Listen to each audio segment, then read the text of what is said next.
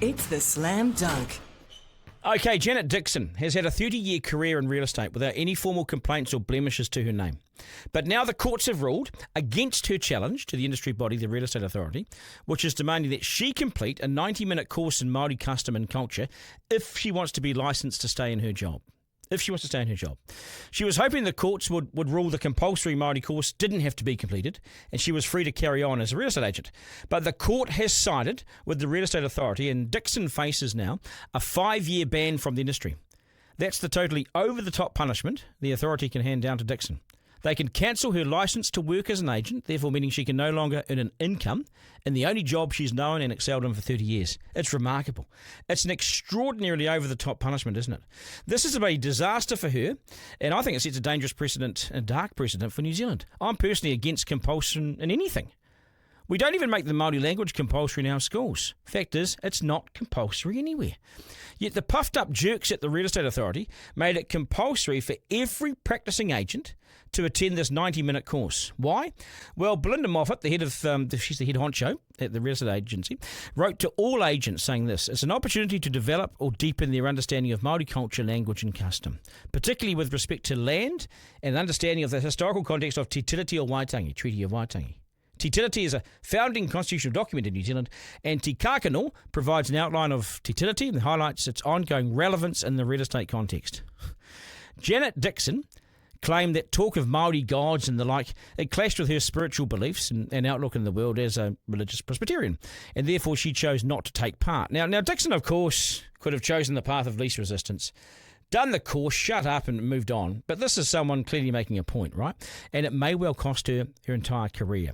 The government says the requirement to do the course is nonsense. Not even the government supports this. No one else is forced to do this. MPs don't do it, nurses, cops, no one. Yet if real estates don't, well, their career hangs on it. If we're so worried about understanding culture, custom, language, why wait to shove this down someone's throat at the end of their career and link it to their livelihood? It's a standover. It's bullying. Is this who we've become in New Zealand?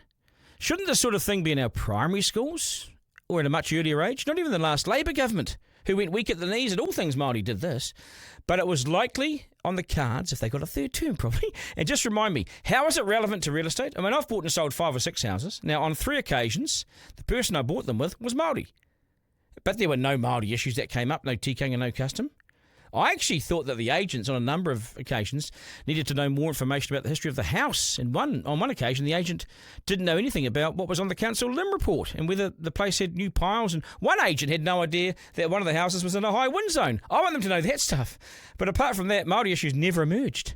I struggle to see how the course is relevant. I mean, I would prefer agents to spend way more time getting to know the actual product that they're selling so they can do their job properly. One agent once told me the floors were native timber, when it was fake processed wood. I mean, the truth is agents sell houses and land, and the more they sell, the richer they become. Now, given Māori land ownership and how much was illegally taken over our history, it's likely in many instances that this course can't do history justice at all. And many agents, I'll be brutal about this, they're selling stolen land generations on. Shove that in your pipe and smoke it. That's the real truth. If they want to do, a case of the gilts, pull out the for sale sign. Forgo the commission. No amounts of tokenism and feel-good kia oras and kakitis at the end can make up for the real loss of stolen lands. Like that's going to happen. It's a dog-eat-dog industry. Agents push prices through the roof. Ethics, morals? Come on, ethics, that's a place out of England. Agents sell land and houses. Māori own land in tribal numbers and don't sell. The difference between the two couldn't be more vast. Now, that took me 9 seconds, not 90 minutes to learn. It's why the requirement is over-the-top tokenism. Our secondary schools do not demand it of our students. Yet here we are saying that you can't sell an apartment in Auckland City without doing it. It is a classic example where the Real Estate Authority has lost itself up its own backside and been captured by this culture industry, and it thinks it's doing the right and honourable thing, when in reality they look like a bunch of wet idiots who have become completely misguided and are drowning in their own staged and disingenuous political correctness and their desire to do what they think is the right thing. They've been captured by their desire to be seen as do-gooders. Yet if they pulled away for 1 minute and got some perspective, they now see that the government thinks it's way over the top, unnecessary and way too harsh. They have not much support for this. Denying a person the right to earning an income for 5 years is a seriously massive penalty that many real criminals who have broken the law don't face. We send sex pests, fraudsters, wife-beaters, thieves, drunken thugs, peeping toms, and real paedophiles home and home detention. Yeah, they can still earn an income, yet Janet Dixon can't in her chosen field due to political correctness being applied to an industry that has for decades been hawkish and sold land at hugely inflated prices and used techniques. And the irony is it's pushed ordinary hard-working Māori out of home ownership and far out to the edges of the market and into the rental market. They've not given two hoots about whether ordinary Māori have homes. They're a brutal, profit-driven industry where best price wins, losers walk away, and the agents pocket massive commissions. Māori home ownership is so low, it's damn low because they can't afford to play in this market created by these buffs. The requirement to do suddenly now a compulsory 90-minute course is puke-inducing tokenism of the worst kind. Agents do it because they really have no choice. But Janet Dixon decided at her great cost to make a point out of it. In truth, if there are historical issues of sacred land like Wahitapu or Urupa cemetery, buried bodies, it will be correctly lodged under the relevant laws by either being on the Limb Land Report and held correctly within the relevant local council or territory authority, and it will be available for any agent with half a brain to access along with the associated fee. They should be able to understand how to read a limb report. They should be aware of the local council rules regarding developments and the latest developments in that, and the infill housing and the requirements of that.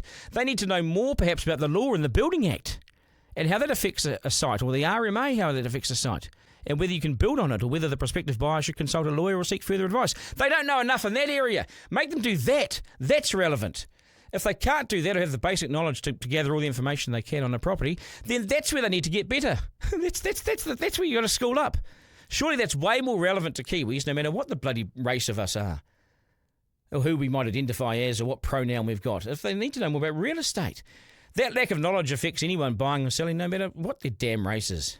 I want to know more about the property, more about the thing that we're about to pay tens of thousands of dollars of commission to that agent for. Why do they get paid so much? If they can't do that, then withhold their damn licence for that, because they're clearly not up to it. And they should be showing the door for not understanding building laws and real estate laws and how to fix houses and property transactions. That's what agents really need a better understanding of. My view is many agents are lacking in the most basic knowledge. And I've seen this over time with my transactions. And they should start there before they consider a course in Te Reo Māori. The Māori course requirements are nonsense, let's be honest. The Real Estate Authority look like misguided cultural bullies. The government must go further and make sure that this woman doesn't lose her career to an over-the-top rule, sadly endorsed by a well-paid judge who is so out of touch with working New Zealanders. It's not funny. The irony is we don't even demand the judge complete this sort of course. And no doubt, as the stats show, she comes across Māori every day in her courtroom. New Zealanders are rightly horrified by these developments. The Real Estate Authority should take note of the government's angry reaction to this nonsense and allow Dixon to carry on as earning money as a licensed agent. And if Dixon is banned, then the government should change the law, do so retrospectively so it reinstates her in the job. Nothing less, in my view, is good enough. Duncan Garner, live.